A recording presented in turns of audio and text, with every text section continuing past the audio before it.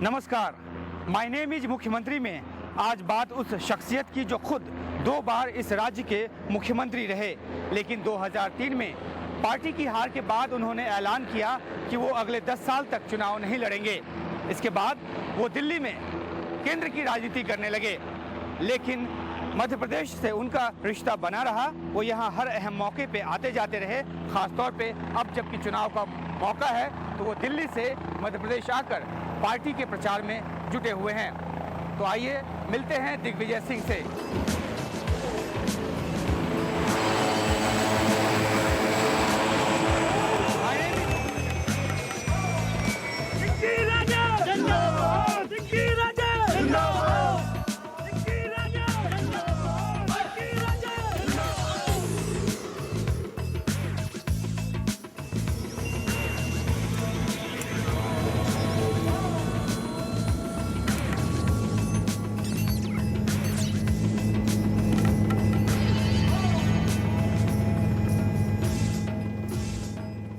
नरेंद्र मोदी आए थे, उन्होंने आपके लिए बिना आपका नाम लिए एक संबोधन दिया।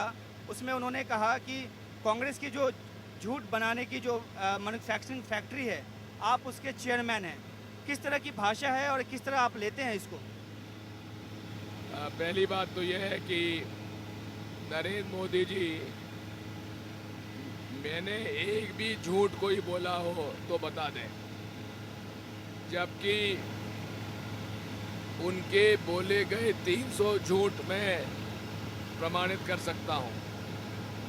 सबसे पहले शुरुआत तो करूंगा जो उन्होंने कहा कि सरदार वल्लभ भाई पटेल की अंत्येष्टि में, दाह संस्कार में पंडित जवाहरलाल नेहरू नहीं गए। मैंने तत्काल वो फोटोग्राफ और वीडियो क्लिप प्रमाणित कर दिया, और ऐसे झूठ बोलने का जो प्रशिक्षण दिया जाता है वो कांग्रेस में नहीं दिया जाता है, संघ के लोगों के ही दिया जाता है।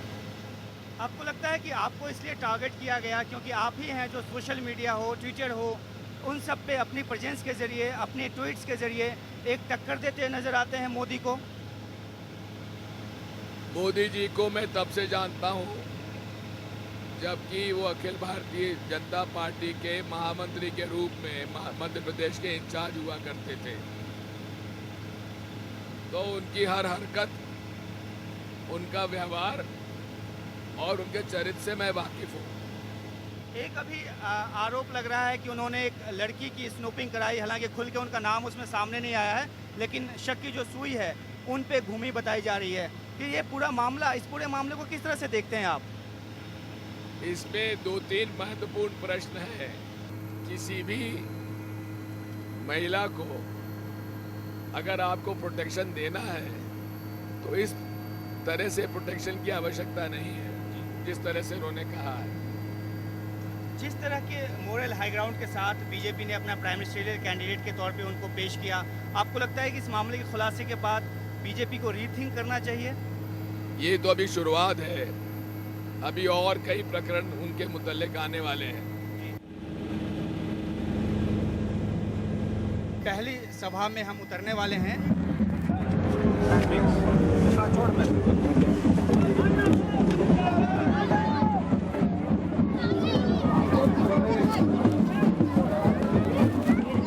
जो पहली सभा है वो हेलीपैड के पास ही है, इसलिए दिग्विजय सिंह पैदल ही चल पड़े हैं उस सभा की तरफ, और उनके पीछे ये जो उनको सुनने के लिए जो लोग आए हैं वो उनके पीछे चल रहे हैं। प्रदेश एवं देश की माटी के सपूत राजा दिग्विजय सिंह जी, हमारे जनगण के लाडले नेता हमारे बीच में पधार चुके हैं। मुझे बहुत अच्छा लगा जब नई पीढ़ी, अब हम और मेहरबान तो हो गए, पुराने बूढ़े होते हैं, नई पीढ़ी आगे आ रही है।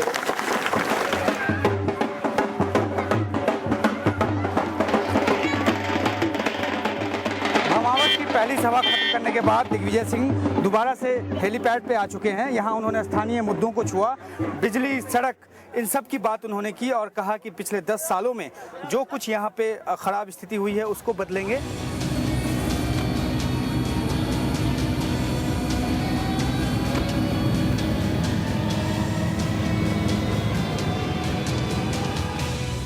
भाजपा शिवराज सिंह के किए काम के आधार पे वोट मांगती है, जबकि वो पहली सभा में हमें जो शिकायतें सुनने को मिली वो बिजली और सड़क को लेकर खास शिकायतें थी, जिसका सबसे ज़्यादा जो विज्ञापन है वो अखबारों में देखने को मिलता है। दिग्विजय सिंह जी, जो विकास के दावे किए जा रहे हैं और जिस तरह के विज्ञापन दिए जा रहे हैं, कहीं ना कहीं कांग्रेस उस प्रचार को तोड़ पाने में नाकाम रही है। ये भी एक स्थिति है कि बहुत ज़्यादा मेहनत करनी पड़ रही है आप जैसे लीडर्स को। ऐसा नहीं है, विकास केवल कागजों में विकास है, केवल समाचार पत्रों और मीडिया में विकास है। वास्तविकता आपने देख ली, सड़कों की हालत खराब, बिजली मिलती नहीं है, जो सिंचाई योजनाएं यहाँ चालू की थी वो बंद कर दी गई। आपने खुद ने देखा है मौके पर किसानों ने अपनी क्या बात कही है। शिवराज सिंह जी और भाजपा केवल प्रचार करती है, काम नहीं करती। लेकिन इसका एक जो पहलू ये भी है कि जिस तरह से 2003 में जब कांग्रेस की सरकार यहाँ नहीं बन पाई, आपने ऐलान किया कि 10 साल तक आप चुनाव नहीं लड़ेंगे, तो एक मजबूत अपोजिशन के तौर पे जो कांग्रेस की आवाज़ हो सकती थी वो थोड़ी सी वो मध्यम पड़ गई। ऐसा नहीं है, हमारे प्रदेश में सेकेंड लाइन ऑफ लीडरशिप बड़ी मजबूत है। दिग्विजय सिंह जी, एक खास बात यहाँ पे भीड़ से एक आवाज़ आई जो मैंने सुनी, उन्होंने कहा कि आपको प्रधानमंत्री के तौर पे देखना चाहते हैं। ये यहाँ के लोग जो हमारे पीढ़ी दर पीढ़ी साथ रहे हैं उनको ऐसा लगता है, लेकिन मेरी जो भी महत्वाकांक्षाएं पूरी हो चुकी हैं। मैं केवल जो कांग्रेस पार्टी का ऋण है मेरे जीवन पर, मुझ पर, उसको मुझे उतारना है। लेकिन जिस तरह से युवाओं को कमान देने की आप बात कर रहे हैं और कमान देते दिख भी रहे हैं, आपके सुपुत्र जो हैं वो खुद राघवगढ़ से चुनाव लड़ रहे हैं, तो वैसे में तो एक अगला जो लॉजिकल कंक्लूजन है वो यही है कि अब केंद्र की राजनीति में ही आप आगे बढ़ना चाहते हैं। अब मैं 2004 से तो केंद्र की राजनीति में ही हूँ और वहीं रहूँगा। मुझे कोई सरकारी पद की कोई महत्वाकांक्षा नहीं है। मैं एक राजनीतिक व्यक्ति हूँ और राजनीतिक व्यक्ति के रूप में ही कांग्रेस पार्टी के लिए काम करना चाहता हूँ। अभी कई सारी चुनावी रैलियों को संबोधित करना है और ऐसे में थोड़ा बहुत खाते पीते रहना भी ज़रूरी है, क्योंकि बहुत ज़्यादा एनर्जी जो है इस तरह की चुनावी सभाओं में जो खर्च करनी पड़ती है।